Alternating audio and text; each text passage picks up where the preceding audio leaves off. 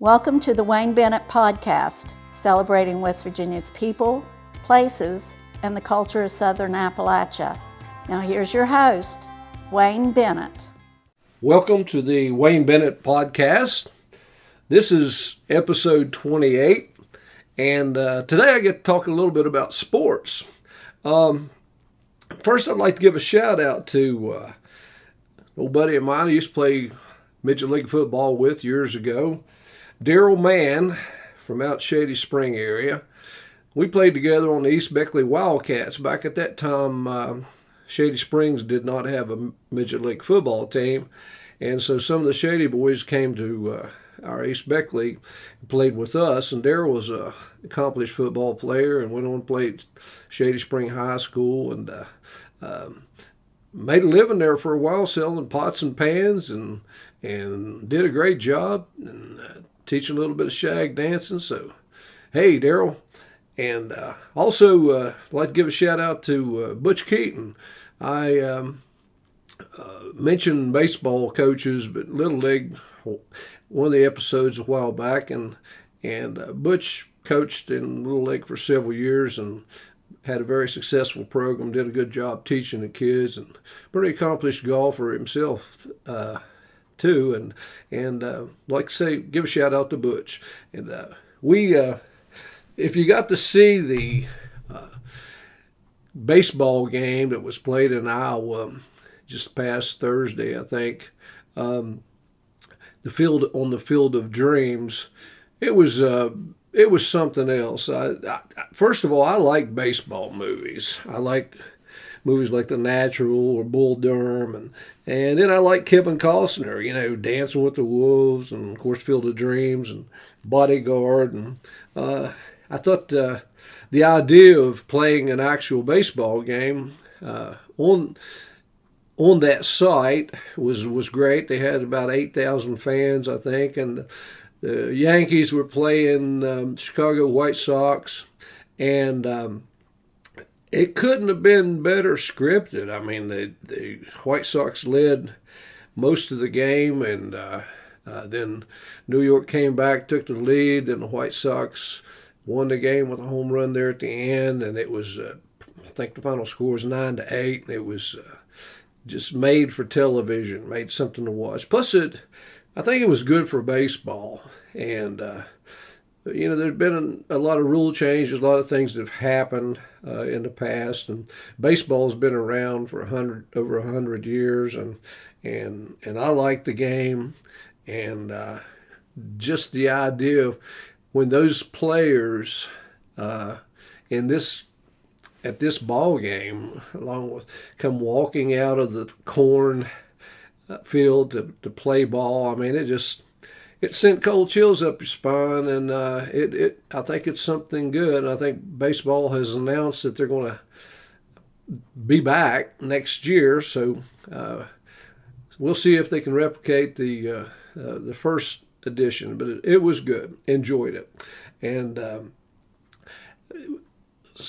I wanted to talk to you a little bit about a couple stories that, of course, I coached football for about 15 years. I coached wrestling for a little over 25 years, refereed for 28 years, done a little bit of everything. Just wanted to share with you few interesting events. You might recognize some of these guys, and I'm sure most of you have good stories yourself. But the first story, I had a buddy coached at Stonewall Jackson. Well, he coached in the high school ranks in Charleston, and he coached at Stonewall Jackson Junior High, football and wrestling, and ran into him a few wrestling matches here and there. And Jack Perry was his name, great guy, and he was been around forever. And anyway, he said they were trying to find a scrimmage for their football team, and he had heard that I had a couple good years of football, and Kanawha County teams mainly played among themselves because there were so many junior highs down there, but they didn't like to scrimmage the same teams that they would play later. And he said, Bennett, you bring that team down there, and we'll play at Laidley Field, get to play on the turf. And back at that time, very few, Laidley Field and Morgantown and maybe Marshall were the only places there was a turf field, and that's back when the turf was actually like indoor-outdoor carpet, not like the turf is today. But he said, come down, we'll scrimmage on the turf, and after we scrimmage, we'll feed you guys and the parents and anybody, we'll have a little bit of fellowship afterwards. And I said, well, okay, we'll try to compete if we can. Well, we go down, and of course the kids were excited about getting to play on the turf field and getting to play a team from Charleston, and they had some athletes, and we were pretty good. And so we're starting a scrimmage, and the first play of the game, they actually, in this particular scrimmage, I think I had 3 or 4 players that went on and played college football. I think he had 3 or 4 guys. One of them actually played at WVU.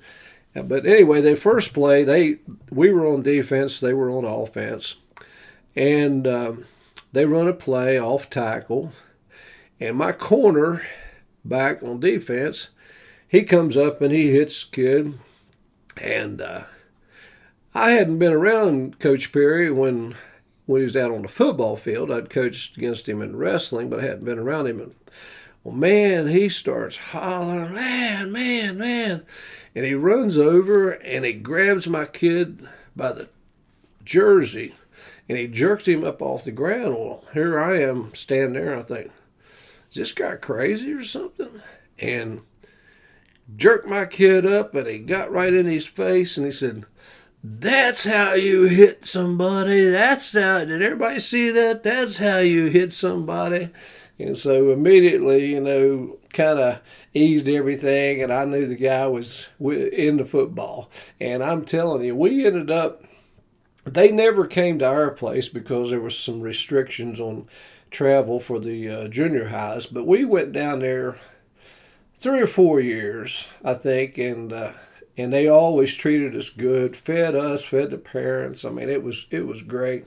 And I mean, it was some, that's when we had some pretty good teams too. So there was some really good smacking going on and a lot of fun. But Jack Perry, he was a unique fella, and it sure miss him. And then later, one other year, we never had played Lewisburg, and this is before they became Eastern Greenbrier.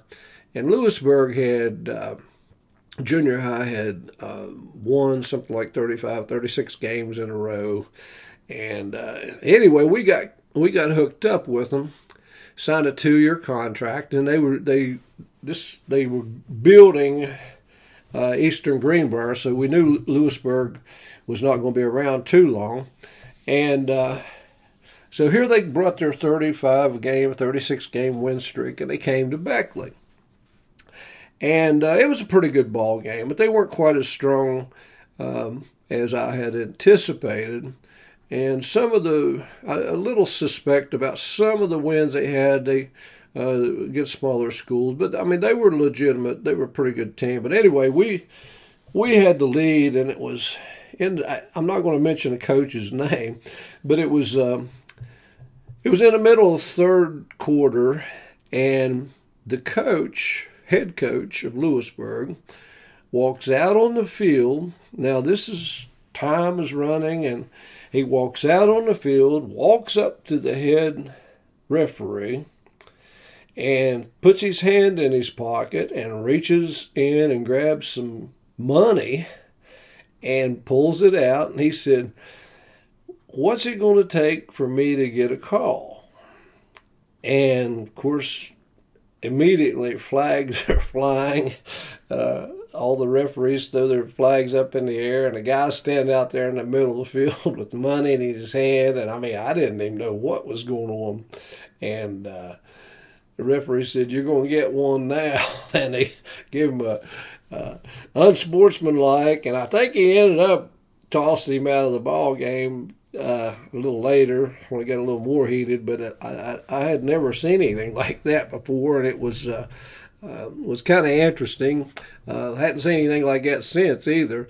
But we ended up playing Lewisburg 2 years, and we actually beat them both years. And then Eastern Greenbrier, they incorporated all the junior highs into one, and still, as far as I know, the park still plays Eastern Greenbrier. Another instance was when I was an assistant coach. Coach Art Lambert was the head coach, and he and we went to Sophia to play, second game of the season, and we won the ball game. It was always Sophia always played us pretty well, and Terry Poe did a great job down there with what he had. Sometimes he had, but he did a real good job. And anyway, when we were getting ready to come back out of Sophia, Coach Lambert told everybody, okay, you better watch, somebody might be throwing some rocks at us, on the way out as the bus was leaving Sophia. And I don't know exactly where he got that inclination or how he felt about that. And I was a new coach. I didn't know, I hadn't had any experience with anything. And so we had all the players that leave their helmets on and turn their head away from the windows in the bus and look toward the center of the bus until we got out of Sophia. And so, of course, we rode down to the main street, and then coming up the 4-lane out of Sophia, and nothing happened. And I realized later the people were too classy in Sophia to do something like that, but it was kind of funny. But then later on, the same year, we were over in Oak Hill and won the last game of the season, went for an undefeated season that year. And as we were leaving, we had not taken any precautions, and we got rocked pretty good. And I'm sure it had nothing to do with Oak Hill administration or the team. It was probably just some vandals out there, but busted a couple windows out, and we ended up getting one of the rocks that they threw through. Nobody was injured, nobody got hurt, but kept one of the rocks and wrote Park 8-0. That was our record for the season. But that was the only time that anything like that had ever happened. And you guys that lived around Beckley, if you've ever Coach Malvin Ross used to. Well, he actually, when he passed away, he was retiring as a principal at Stratton Junior High School, and Malvin had played football locally, and he'd coached everything: wrestling, football, track, and did a little bit of fun guy, really fun guy, and he had some good teams as a football coach while he was at Stratton. And one year we were playing. The team I coached, Park Junior High, we always had some pretty tough games with Stratton. They always had some great athletes, and one particular year we went ahead late in the fourth quarter. We were up 8-0, and we got the ball back, and time was running out, and we were pretty much eating the clock out. And one of our kids, he ran around off tackle, and they ran him out of bounds at about the 2-yard line. And it was only like 15 seconds to go in the game. And here we are up 8-0 on the 2-yard line, and but it's fourth down, and of course I called a play. I was going to, I thought, well, ain't no sense in us scoring, that we're going to win the ball game. And so I just called the play. I told the quarterback, sent the play in, told the quarterback, just take a knee. 15 seconds, take a knee, let time run out, and game's over. Melvin's a friend of mine, no big deal. Of course, our kids wanted to score not the touchdown, which is typical of a junior high kid, but anyway, they ran the play, so our quarterback took a snap, took a knee, and normally it would have ran the clock out and would have shook hands. But however, as soon as they did that, Melvin called timeout. And we had about 9 seconds left in the game. And called timeout. And I was taking it easy on him. So he takes the timeout, calls a play. Their quarterback's in their own end zone. Throws a ball. Had to send a couple guys deep. Well, we had that covered pretty well. But he hit a guy around their own 20-yard line. And, man, all he had to do was break one tackle, and he would have ran for a touchdown. And there we would have been 2 points up, and they'd have got a chance to get extra points, which back then you didn't play overtime in junior high. It would have. But luckily, our cornerback, he held on to the kid until a couple guys got over and helped him, and we secured the win. And so I'm sitting there. Well, when we go over to shake hands, I got over Malvin over to the side, and I said, "Man, I was trying to take it easy on you, buddy. We could have scored that last time, or we could." He said, "I said I didn't think he was going to call a timeout, man." And he looked at me and he said, "Bennett, you know better than that. You know me better than that." And he just laughed. He thought that was funny as could be. But and I did know better than that, and I made sure that wasn't going to happen again. But we were in several tight contests throughout my coaching career. And a couple of years, we had a band director, Candy Mitchum, great teacher, great band director. Bands were always first class, had a large amount of kids. But some of the early games in the season, when the band was still trying to get their routines down, a lot of times their routine, when they would play at halftime, their routines would go longer than what they were supposed to. And this is before they gave you now they give you a 3-minute warm-up period after you come back from halftime and stuff, but they didn't do that at that time. And so the rule was, if the band goes over and extends halftime, that the team of the band got penalized in the kickoff for the second half. So this happened a couple of times, and our early games were tough teams. I mean, we played, Beckley Junior High and Bluefield and teams like that, and we couldn't afford starting off the second half with a 15-yard penalty on the kickoff. And I mentioned this several times to Miss Mitchum, and I said, "Man, y'all got to get off the field." And so one particular game, I think it was our homecoming game, and of course with the homecoming activities, things went longer.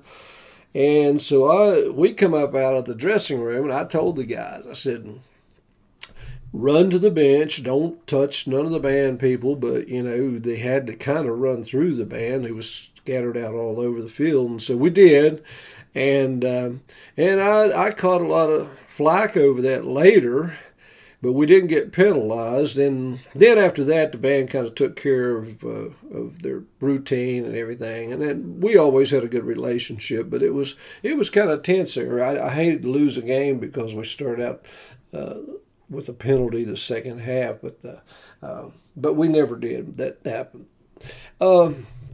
One particular time we were going to Oceana to play football, and they had a real good team that year. They had most of the time we didn't play Wyoming County teams, but Oceana called us, and they were willing to sign a 2-year contract, and they had a good group of kids, and so we were on our way to Oceana, and it was in a school bus, especially if it wasn't a new school bus. When you're going up over Copperston Mountain, that bus was just it just cruises along. It don't exactly get up that hill in real fast, and so we're going up the mountain at Copperston. And we get to the top of Copperston Mountain, and there was at that time on the right side of the road there was a dump. People had been dumping trash and things, and it looked like they'd been doing it for quite some time. And when we get up there, there's a bear, a black bear, was standing there, sitting there on its haunches on top of one of the garbage piles. And the bus driver saw it first, and he kind of pointed to me. Well, we were just barely going 10 or 15 miles an hour, and I thought the kids might like to see it. I said, just stop the bus. And wasn't any traffic coming either way, and so he just stopped actually right there in the road. And I told her, look what we got over here. So all the guys got to looking. Well, while we're sitting there, it's almost like the bear was putting on a show or something, and he reaches down and he pulls out. He's got a quart of Pabst Blue Ribbon beer.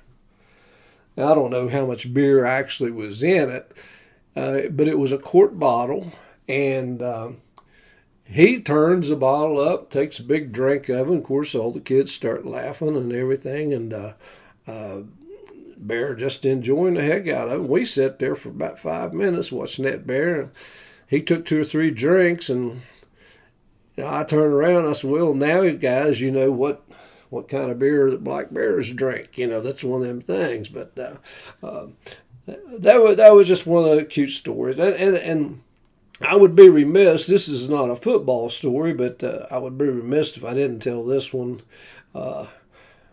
Guy I went played ball with back in Babe Ruth, Ronnie Boyd. A lot of people called him Boney Boyd. And he played through Babe Ruth, and actually was a pretty good little pitcher. And he later on he got to umpire, and he umpired Little League, and he umpired Babe Ruth, and he umpired some American Legion ball, high school, things like that.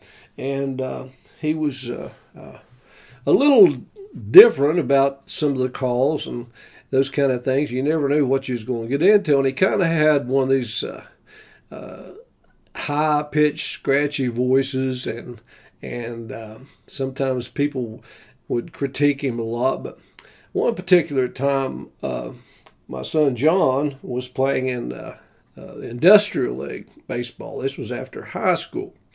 And Boney usually umpired most of those games, and he was behind the plate. And pitcher threw the pitch, and the ball come across John's eyes. And John was a pretty good baseball player. And Boney, he'd back there and strike one. John stepped back out of the box, and he said, gosh, Boney, man, that ball was high, man. It was across my eyes, which it was. Boney looked at him and said, that was a strike, and the next one's going to be a strike. And we got a big laugh out of it. In other words, he was telling John he better be swinging, and of course he was. And few stories wanted to share with you. Next week, we're hoping it's going to be a big weekend in Beckley, and we're hoping to get a couple guests with the Woodrow Wilson class of 1971. Should be a lot of fun. And if you want to check us out on Facebook now, you can check us out on Spotify, Podomatic, Google. We're getting out there, and hopefully you're enjoying some of the podcasts that you're listening to. But you can also reach me at awbennett50@gmail.com.